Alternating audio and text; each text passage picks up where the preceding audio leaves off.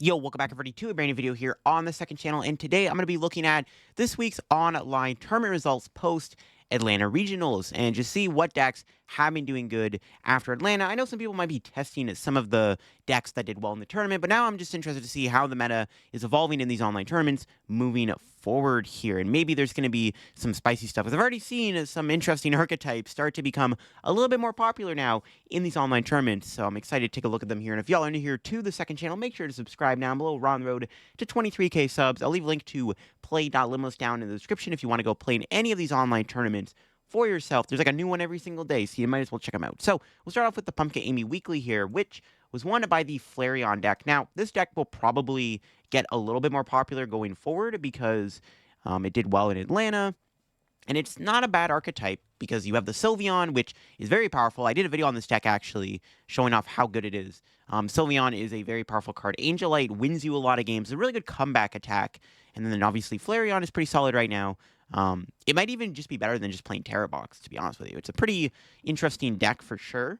A little bit harder to pilot, I guess, with like the plays you have with Sylveon. But Sylveon is a very powerful card. If you can pull it off, it's very good. It was able to take down the Terapagos deck here in the finals, which I assume is like an okay matchup for the Sylveon deck. Yeah, Terapagos looking okay still. The Genesect's in there. I think Genesect might be a little bit more popular in this format going forward because it's pretty good against Goldengo and can be very good against Dragapult to shut off unfair stamp. So Genesect might start seeing a little bit more play now in our meta. We haven't seen the last of Genesect, but yeah, Terapagos still looking okay. I don't know if it has a great matchup, though, into Guardian Pult, though, which is the only thing maybe holding the deck back, but still a good archetype.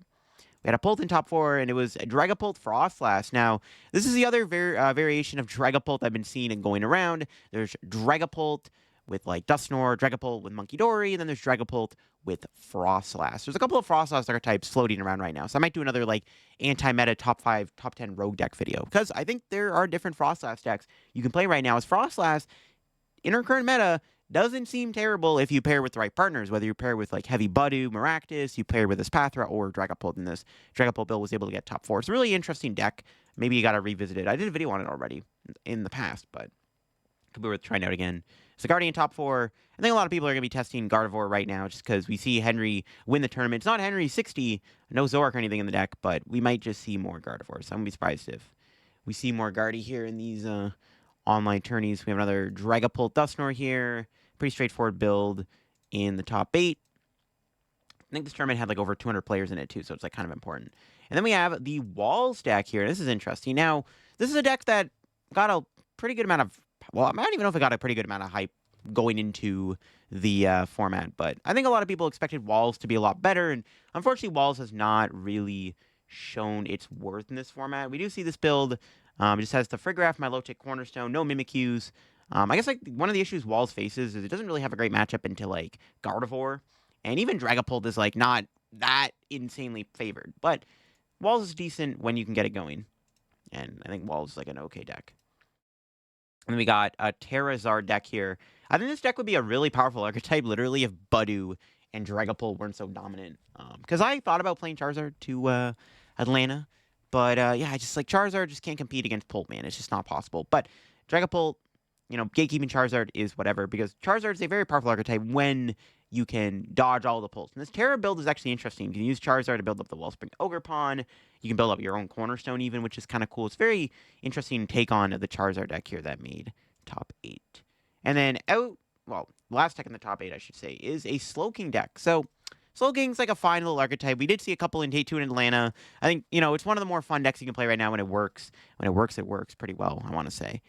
It's an interesting build, actually, playing the Power Glass, which is interesting, because you can spam Kyurem, but sometimes you go Kyurem and then your Slowking has no energy on it. It's stuck in the active. You got no way to move it. Not a bad idea to play Power Glass, I guess, but yeah, I mean, if you want to play Slowking, it's not a bad time to try it out right now in this meta. And that was the top 8 of the Pumpkin Amy tournament. There were some other decks outside the top 8, another Flareon, Blaziken, Feraligatr, and stuff, but we can move on here to the Card Temple Weekly, where Dragapult was able to win the tournament, and it was the Dusknoir build with the Monkey Dory in the deck here. It's a pretty solid list. Dragapult doing pretty good, won the tournament. It was able to beat Roaring Moon in the finals, which, I mean, Roaring Moon's cool. It is a very aggressive deck. You got the poison stuff in there, the Pekka, Got the Mooney X for damage. Even plays the Monkey Dory, which I guess can help a little bit more into a Dragapult. I mean, Roy Moon's not a bad deck right now. Definitely one of the more, like, interesting turbo rogue decks you can play right now. It kind of gets, like, not overshadowed, but I guess it kind of gets overshadowed by, like, Raging Bolt and stuff. But it's a cool deck. I was able to make the finals in this tournament, so I was doing something right. We had a Raging Bolt in top 4. Another deck that I do expect to see a little bit more of going forward because it theoretically beats Dragapult. I don't know if it actually does beat Dragapult consistently, but it's, technically got a good Dragapult matchup. So yeah, made top 4 there with the Owls. We had a Hobzation in top 4 here. Just like the Monkey Dory build, no Iron Valiant or anything. Hobzation definitely, it's not a terrible deck either. Just didn't really do that well. It didn't even make, I don't even know if it made a day 2 in Atlanta. I can't remember actually, but I don't know. Maybe we'll see more people try to make the deck work. Does it really beat Gardevoir and Dragapult? Because at the end of the day, those are like the 2 main decks you want to be focusing on beating right now. Got the Devo in there, which can help a little bit. The double Monkey obviously goes a long way against Dragapult and stuff too, and even Gardevoir, so could be good for sure. We have a Polthorns here in top 8. Another, like, I mean, it's not really a wall deck, but it does have walls in the deck. The Thorns kind of counts as a wall. The Friggraff is obviously a wall in the Cornerstone. This is definitely a deck I do want to look into trying out.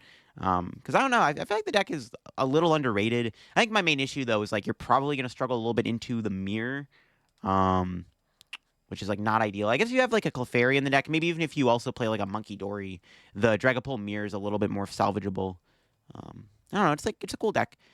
Does have a lot of walls in it. And maybe you can kind of lean more into, like, playing it as, like, a wall type of deck here, which we saw. A couple of Goldengos here. There's another deck that I expect to see a lot more of going forward is Goldengo. It did really well in Atlanta. It was very popular. It's one of the only decks that, like, actually does beat Dragapult decently well. So I do expect to see more Goldengo, but I do now expect to see more people look into countering Goldengo. We see this build. Looks like the one that got 9th place. Very similar to the one that got 9th place anyways in Atlanta. And then we have another Goldengo deck here. It was Goldengo Dragapult. Maybe we'll see more people play this deck, as we did see some top players do well with it in Atlanta. It's a very weird take on the Goldengo, but I mean, the Dragapult can provide you some extra coverage, and against Cornerstone, it isn't terrible. Just, I'm not convinced on it yet, overall. We had a Terapagos deck here, once again in top 8. Pretty straightforward stuff, got the Prime Catcher in there. That's the top 8 of this tournament. Dragapult just dominating, no surprise there. All right, moving on, we got the Moujii's Dojo tournament. This is where things got interesting. So, we see Gardevoir won the tournament. It was, once again, not the Henry Chow build, no Zoroarks. I'm surprised we're not seeing, like, the Gardevoir build that Henry played do as well. It is interesting for sure. But yeah, Gardevoir, just one of the top decks right now. Also, one of the other decks that theoretically does have a really good time into Dragapult for sure.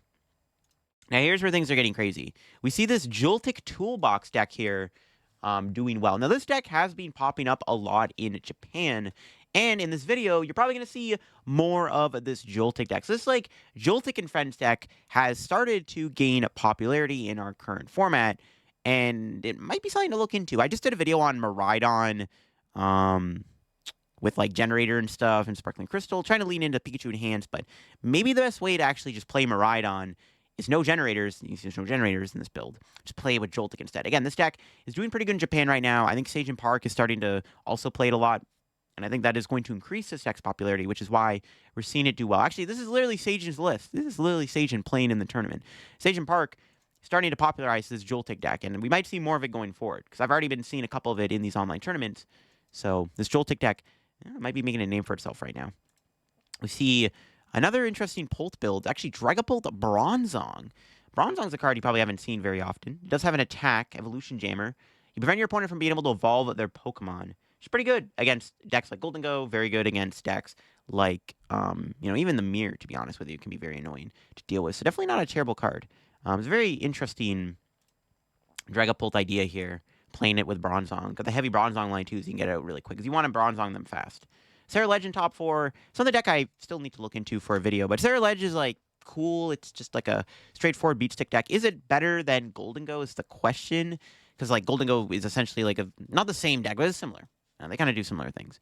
I don't know. Sarah Ledge is cool, though. We see this build playing the Drillbur, Discard Energy, Brilliant Blender. There's no Dronjin. I've seen a lot of the Sarah Ledge lists recently playing the, whatchamacallit, the, Revavroom to draw cards. Well, yeah, maybe it's good without it. Got a Goldengo Dunsparce here in the top 8.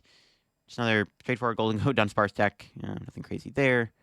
But Golden Go, like I said, I think we're going to see a lot more of it. We got another Hop Station in top 8. Deck's getting all these top 8s in these online tournaments, but where are the day 2 regional placements, man? What the heck? It's another Hop Station build, Monkey Dory.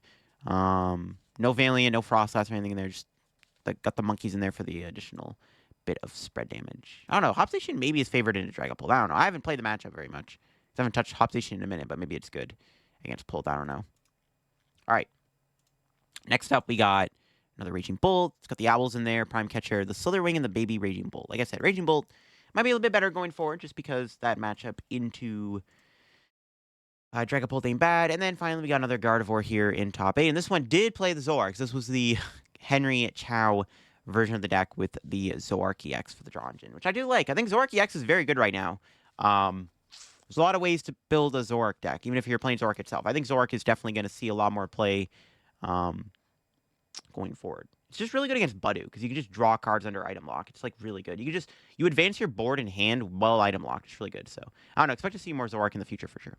Next up, we got the Gray's Pokemon League Tournament, which once again was won by a good old Dragapult. And it was actually the Dusknoirless build. It was kind of the lock build with the Genesect in the deck to stops unfair stamps and Energy Search Pros and Secret Boxes. So yeah, just another Dragapult winning online tournament. No surprise there. Pult is the BDIF. But it once again was able to beat this Joltik Toolbox deck in the finals. Like I said, we're going to see this deck a lot more now. This deck got, back-to-back finals here in these tournaments. So, I don't know, this deck, there's something to it, I guess, right? I might make a video on it, to be honest with you, this new way to play the Lightning Toolbox deck. It's an interesting build, because you can have, Clefairy in there to handle Dragapult, which I'm surprised actually lost to the Dusknoirless build. The problem is that Joltik is, a little fragile to Phantom Dive, but, you just Joltik to an Iron Hands to be like, all right, bro, I got an Iron Hands powered up to deal with it. The other thing, too, is I think the other build we saw in the past tournament, let me go back to it, actually. I think the build Station played the Grass Galvantula. Yeah, you can use this guy. I want to point this out. You can use the Grass type. If it lets me click on it, what the heck? It's not letting me click on it. There we go. You can use the the Grass type Galvantula against Zoroark EX. So if you're playing against, Archaludon or Gardevoir, you have a way to one-shot their Zoroark. So you can kind of shut off their draw a little bit. So you can one-shot them with its ability and the attacks. That's a very interesting little thing there. Yeah, I don't know. This deck definitely looks like it's starting to make a name for itself. You might see more of it, because it kind of came out of nowhere, which is kind of crazy. We had a Blaziken Greninja in top 4. Love to see this deck. This is a really cool deck. I think Blaziken is one of those cards that, like I said, has a lot of potential. This looks like the build we saw at the Atlanta Regional. It's got the Greninja and the Zoroark package in there. Still playing the Reshiram with the Zoroark. Why not? I mean, you're playing the Zoroark, you might as well play the Reshiram too. Yeah, it's a really cool deck. There's a lot of ways to play Blaziken. I think the idea of just playing Blaziken with, Zoroark as draw engine, and then the Trolley Evo combo with Arven, and then having, a backup attacker like the Greninja, or whatever other insert attacker option in the deck, makes for some not only good content, but also it's a pretty cool way to play Blaziken. I like Blaziken. It's cool to see this deck do well. I think, if you're going to play this deck specifically, it's not the worst time to play it, because Shaman hasn't released yet, and this deck will probably get a lot worse when Shaman comes out. Just saying. And then we got another Dragapult Dusknoir here in top 8. Another pretty straightforward build there. It looks like pretty close to the Hedrick list. We got another Hobbsation in top 8. Where this deck is just getting all these online tournament placements, but it's not doing as good in regionals. Kind of crazy, man. I don't know. Is this deck a fraud? Who knows? But yeah, it's another Monkey Dory version of the deck. Also plays Maractus. Interesting. I don't know. Maybe the deck does beat Dragapult. We got another Dragapult in top 8 with a Pidgeot and a Monkey. So not playing Dusknoir, no Genesect, no Frostlass, something crazy like that. Just have the Pidgeot. I like the Pidgeot. I think Pidgeot's a really good card in general. It's just hard to use when you get Budu, right? When the two of the best decks right now play Budu, it's pretty difficult to get Pidgeot out. But Pidgeot's really good when you can actually get it going. What's this, a control deck maybe? Ooh. Okay, it's it's Terra. I don't even know what to call this. Terra Walls, Pidgeot Wall, Box. I mean, it is a control deck, actually. To be fair, it does have the Knackley. It's got the Cornerstone, the Milotic, Wellspring, both Milotics. Shut off Turo. I guess this is control. I mean, it's not all Blissful playing the deck, so I don't know. It's definitely interesting. We'll see if all Blissful picks up this deck. I don't know. The Terra idea is not bad, because you use Noctowl to easily get out your stuff. Because, again, you do lose Rotom and Lumineon V, which makes control slightly weaker in terms of, draw power. It's an interesting archetype, though. I think control has potential. I still want to build a control deck myself in this format, see if I can crack an idea that could be pretty good in this meta. It's just maybe a bit hard to beat with Dragapult, which is the problem. Got top 8. It's pretty cool. Very interesting take on control there for sure. We got another Tropicos in top 8. Yeah, just pretty simple list here. Got the Cornerstone in there, Prime Catcher, the normal stuff. All right, so that was that tournament here. Move on to the Tournament of Doom, which was, I think, one of the more recent ones here. We do see, once again, though, good old Dragapult won the tournament, but it was a Dusknoir-less Pult build, but just playing on the Monkey Dory in there. It does have a Klefki, too. Shut off Terrorbox stuff. And then we got Terrorbox in the finals. I mean, again, we'll probably see this deck fall off slightly just because, like, it didn't do as good in Atlanta, right? So maybe Terrorbox just isn't as well doing good anymore. But I don't know. Got finals here. It's still not a bad deck. And I feel like less people are really starting to respect the deck now. Like, we could even see stuff like Golden Go, like, start to cut the Vengeful Punch because, like, Pikachu's not as popular. I guess maybe if that Joltik deck picks up more speed, maybe it is worth playing Vengeful Punch. Maybe there is a case to that, I guess. Got Raging Bolt in top 4 here. Pretty simple build. The Owls in there. Nothing too crazy. Move on to the next deck here.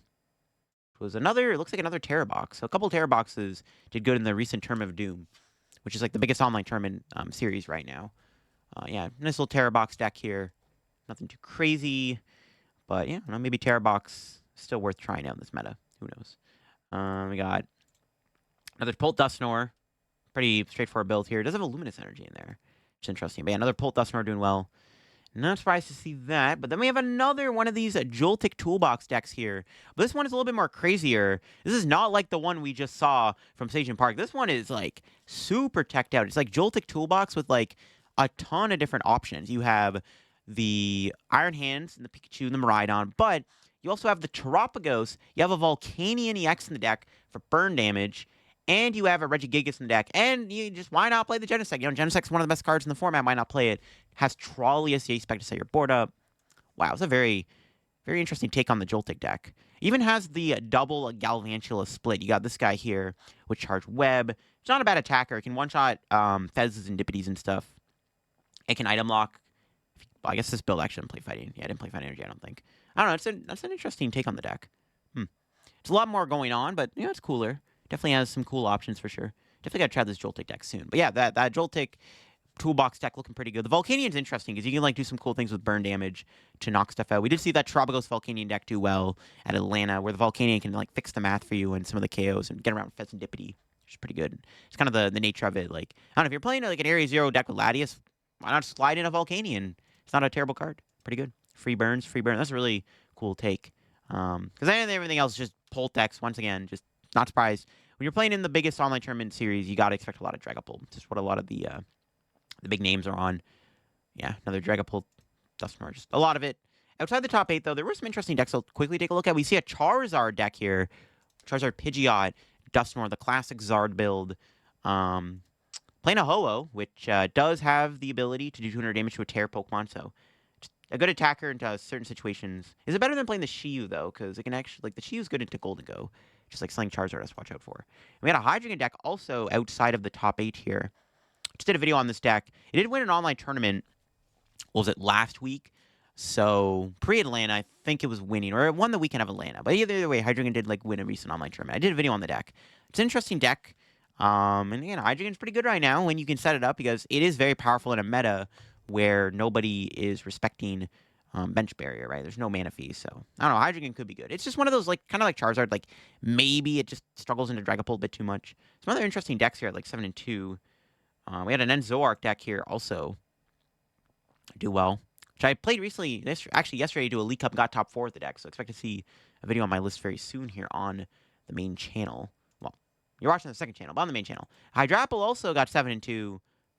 Love to see it. I mean, just another really cool, like, fun rogue deck. 7-2 is, like, pretty good in a massive online tournament. Didn't make top 8, but I got, what was it, top 16? Yeah, on the dot. All right, next up, we got the Vortex tournament here. Sarah Ledge won it, so, I don't know, a couple Sarah Ledge decks doing well. This one doesn't play the Jober. Also, no River Room, just another very straightforward approach to Sarah Ledge. I like the Rigid Bane idea. I wonder if that would help against our Chaladon. Because, like, our Chaladon can... Actually, it can one-shot you with Black Belt. Maybe not. I don't know. It's cool, though. Sarah Ledge winning the online tournament is cool. Was able to beat Terra Box here in the finals with an Iron Thorns technology in the deck there.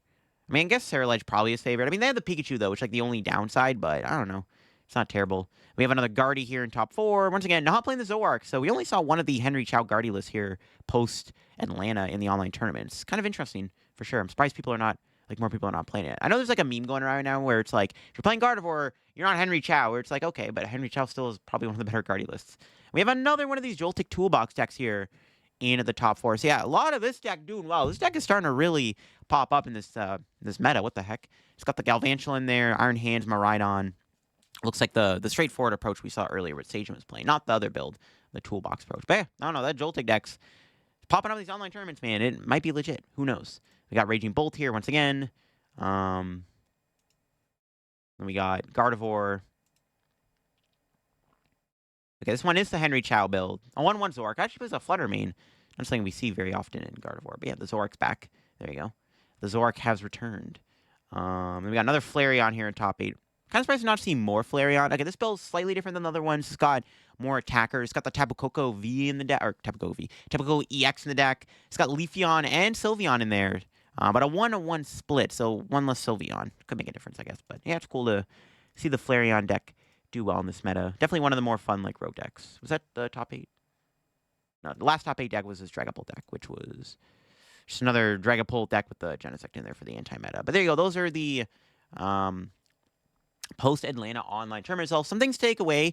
Dragapult and Gardevoir still dominating, but we also saw some pretty interesting rogue decks like the Ceruledge. The Blaziken deck was doing decent there in that one tournament, and the Joltik deck starting to pop up more in online tournaments. Is the Joltik deck going to be real? It might be something to look out for sure. This Joltik deck is starting to make pretty good placements in the online tournaments, and until it wins a big one, I think we'll have to see if that can happen. If Joltik wins like a big online tournament later this week, I'm just saying, man, this deck is going to start to be a little bit more popular. So definitely want to maybe try it out, maybe for a YouTube video soon, and see if we can do some cool things with that Joltik deck. Because yeah, the Joltik deck could be legit. It's consistently making top 8 placements.